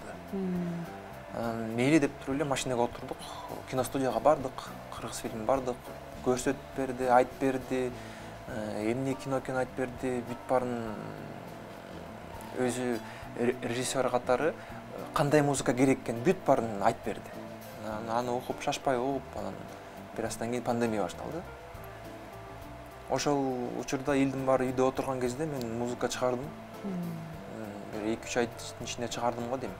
Ал кезде Бакыт байке акырындан келип отурду, анан чыгарып, анан жаздырыш керек. Музыканттар таппайбыз. Себеп дегенде баары үйдө отурат. Эшикке чыкпа дешкен да. Студия таппайбыз. Эптеп бир студия таап, частный студия таап, анан звукорежиссер таап, жаздырып, анан ошо жакында 1-сентябрда эле премьерасы болду. Мен оюмча жакшы кабыл алды болуш керек. Бул кино негизи аябай көп награда алыштыр. Гран-при. Сен ошол киного мындай сүңгүп кирип, бир сыйра көрүп туруп, анан кийин жаздыңбы же кандай үмүттө, эмне себептен ошондой музыканы жаздың? Көрүп туруп жаздым албетте, себеп дегенде булар бүтүшкөн болчу. Ошо монтажын дагы бүтүп, анан как раз интершум жазаткан учуру болчу да. Анан кийинчерээк. Бирок байкасам башында жок да музыка. Баш жагында кинодо мен дээрлик музыканы байкай албадым. А мен улам күтөм. Качан болот ключевой момент деп эле күтүп атам, бирок өзү ага себепкер болду да. Мындай теледе мындай карап атканда кино өзүнүн мындай бир нугу бар экен да. Конкурстук да баары бир кино. Бир мындай акырын кирип отуруп драматургияга кирип, анан ачылды да. Ачылган кульминациясында сенин музыкаң келди, уктум. Ошондо бир ушундай бир эргүү алдым да. Көрүп аткан картинам астында, жана угуп аткан музыкам ушунчалык бир шайкеш келди да. Драма. Аны мисалы жөн эле карап отуруп бир ыйлап эле жиберчү дейсиң да, мисалы. Александр Гонзалес Иньярриту деген сыяктуу укмуш режиссерлор ошо Тарковскийди укмуш балашат да. Негизи Тарковскийди көп режиссер аябай балашат. Бир сире ошолордун баарын карап чыктым. Бир сире карап чыктым. Алардан кейинкеринде музыка аз, кейинкеринде көп. Мисалы Вавилон деген кинодо ошо Алехандро Гонзалес Иньярриту музыка көп эмес да, азыраак да. Анан бул кинодо ошо музыка жарымына чейин жок. Ооба. Жарым жок. Бул деген ошондой в напряжение кармап турат да адамдычы. Адам ошо отурат, диванда отурат, анан жерди карап ойлонуп атат да. А музыка жок. Ошо укмуш бир напряжение берет экен да, көрсөчү. Бирок укмуш мындай бир музыка менен кошуп койсом болот эле, ал жардам бермек элдергечи, бирок музыканы алып салсаң укмуш напряжение болот экен да. Ошону атайын режиссер каалаган болчу да. Ушул жерде музыканы жөнү коелу, бул жерге музыка керек депчи. Анан кульминацияда атайын 4 минуттук музыка мындай ажайып жайылат да. Баягы акыркы көч кетип бараткандагы эйфория деп айтсам болобу? Бир эсептен, бир деңгээлден бир башкача бир табитти айтсам, в общем, было здорово. Аябай сонун болду. Демек, музыканы кино тасмага да жазып баштаптырсың. Дагы кандай пландар, эмне ойлор бар сенде? Пландар ошону улантып, дагы кыйын-кыйын сонун проекттерге музыка жазсамбы деп тилеп жүрөм. Чоң кинолорго негизи эле аттансам жакшы болот эле деп ойлоп жүрөм. Андан сырткары дагы спектакль дагы жазсам жакшы болот эле. Ошо заманбап проблемага кайрылып, негизи эле кандай проблема болуп атат, мисалы, заманбап дегениң? Бизде негизи азыр маданият чөйрөсүндө кайсы гана тарап болбосун, укмуш эмес, бир топ эле кыйынчылыктар деп айтсам болот. Өзүм чөйрөм айтып кетейин музыка жагынан. Көптөгөн жакшы музыканттар чет өлкөгө кетип атат. Неге? Себеп дегенде, мисалы Россияга кетип атат, себеп дегенде аякта условиясы жакшы, акчасын төлөп берет экен, эмесин берет экен, батирин берет экен, анан опыт, мисалы, анан алар көп гастроль кылышат экен, укмуш кыйын чыгармаларды ойношот экен, кызыктуу болот дейт. Анан көп музыканттар кетип атат, жыл сайын кетип атат, мисалы, габаисттер бизде улам азайып баратат, 1-2 киши калса керек. Алар мурун эле аз болчу да, окуп жүргөндө. Андан дагы аз, мисалы. Ошондо 1-2 эле калдыбы ошондо? Мисалы, Ош, мен бир нерсени айтып берейин, Ош шаарындагы Ниязалы атындагы училищеда бир эле Ош шаары боюнча бир эле габаист бар экен. Бул эмне деген? Бизде ошо азайып барат, мындай. Бишкекте канча? 2 эле? Бишкекте балким 2 эле, балким 1 эле, аз, баары билет. Жакшы музыканттар кетип атат. Мынтип отурсак, жакында бизде оркестр жок калат. Анда биз каяка айланабыз? Эмне деген мамлекетке? Биз артка баратабыз да, биз деген тескери ошону бизге келгиле оркестрдин составын тескеринче чоңойтуп, зарплатасын чоңойтуп, анан фестивалдарды өткөрүп, конкурстарды өткөрүп, анан ушундай кылбаса жакында оркестр жоголуп кетиши мүмкүн. Оркестр менен чогуу музыканттар жоголуп кетиши мүмкүн. Живая музыка деген жоголуп кетиши мүмкүн. Билбейм каяка барабыз. Ушинтип турсак. Мисалы, сен улуттук консерваторияда сабак берип атасың, мындай азыркы жаштар кандай, мындай студенттер кандай адамдар бизге окуу жайга келип атат? Мисалы, барбы чыган окуучуларың барбы? Тилек кылган окуучуларың барбы? Тилек кылган окуучуларым бар. Алар негизи убакыт көрсөтөт деп айтат. Негизи эле тиги чоң поколение менен старший поколение, азыркы жаштар ортосундагы чоң разрыв, обрыв бар. Себеп дегенде кандайдыр бир убакытта 2000 жылдарыбы, 2011 жылдарыбы композиторлор аз болуп кеткен да, укмуш аз болуп кеткен, анан аябай чоң обрыв бар да. Жаштар, анан улуу адамдар бар да ортосунда. Анан бул эмне үчүн буга эмне себепкер болгонун дагы билбейт экенин айтсам. Эмне кылыш керек деп айтат элең, мисалы, сен салым кошуп алсаң, кандай программаларды түзүш керек деп ойлойсуң? мисалы жакындатыш үчүн музыкага адамдарды? Негизи эле мен дүйнө жүзү боюнча алып кетсем, эң биринчи кесипти, высокооплачиваемый кесипти мугалимдик деп айтмакмын да. Мугалимдик кылса деп айтмакмын да. Себеп дегенде мугалимдер бардыгын үйрөтөт. Жазганды үйрөтөт. Инженер болсо инженерия, архитектор болобу, кайсы чөйрө болбосун, мугалим бул деген укмуш бааланыш керек деп эсептейм да. Кайсы гана чөйрө болбосун. Музыка чөйрөдө мугалимдин айлыгын укмуш көтөрсө, элдин баары мугалим болгонго умтулмак. Анын ошонун эсебинен жалаң профессионалдар келмек. Эң кыйындар конкурс аркылуу алынмак. Алар кыйын адистерди чыгармак, кыйын адистер өлкөнү көтөрмөк. Мен оюмча ошондон болот дейм да, ошо. А музыкага табитти кантип тарбиялайбыз? Мисалы, совет доорунда карасаң, атайлап кыйнап, ушундай симфонияларды, операларды уктуруп, бир мындай мажбурлоо бар эле да. Азыр бизде антип эч ким келбейт да, чанда эле да. Мисалы, опера балет театрына мен көргөн эмесмин 100% атайлап операны көргөнү келген адамдарды. Азыр билип турсаң керек, опера балет укмуш кыйын трудное время деп коет. Себеп дегенде жакында эле скандал болду. Ошондо азыр театрда балетмейстерлердин постановка жокпу азыр ошондо? Анысын айта албайм. Себеп дегенде көптөн бери бар элек, бирок эгер билсең керек, чоң скандал болду. Эмне скандал, мен билген жокмун. Бийчилер чыгып айтышты, өзүнүн проблемасын айтышты.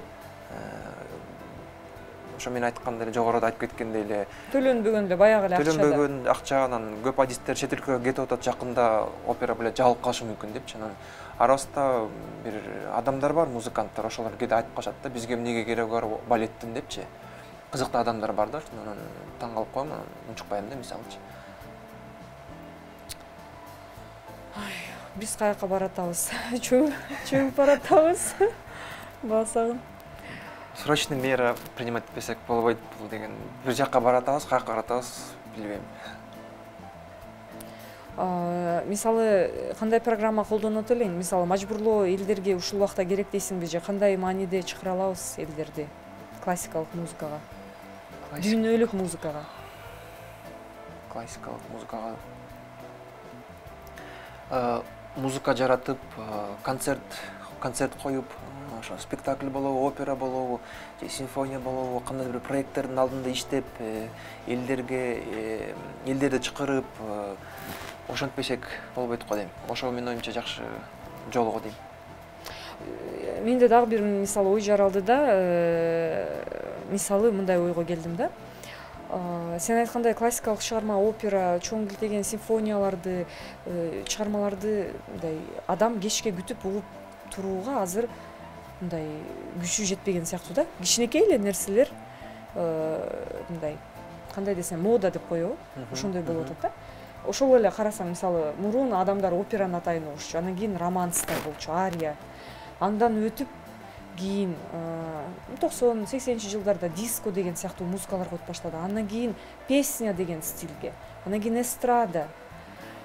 Азыркы биздин тапта элестет, мен оюмча ошондо песня болбой калды. ТикТокто азыр бир эле мүнөттүк, ошондо 60 секундалык эле убакытка толтуруп бир информацияны баткырып кое турган мини деп айтабы, эмне деп айтат, кичинекей гана убакыт ченеми болуп калды да. Ошол нерсени адамдар баалап калды. Мен оюмча келечекте биздин музыкалык мындай айдындачы чоң опера деген сыяктуу нерселер болбойт го дейм да. Ошондо бир эле мүнөттүк нерселер калабы. Ошого баратабыз го дейм. Себеп дегенде илгери мисалы деген бирөөгө кат жазыш үчүн кагазды алып чыгып жазчумун кадимкиде, ошол убакытты застал дегендей да. Жазып, ал жеткиче дагы бир 2 күн өтөт, бир жума өтөт, анан ал кайра келгиче илгери информация көптө жетчи. Азыр Инстаграмдын дору, Skype уже өтүп кетти, WhatsApp'тын дору мгновенно жазасың, ошол замат окуйт. Ошондой эле информацияны элдер бат алгысы келет. Чоң симфонияны элдер мурдагыдай укпайт. Аны угуш үчүн аны тарбиялаш керек, элдерди тарбиялаш керек. Элдерди тарбиялаганга бул масса, культура в масса деп өкмөт тарабынан атайын киргизилип, мектеп жагынан, бала чака жагынан ушуну угуш керек деп тарбиялаш керек.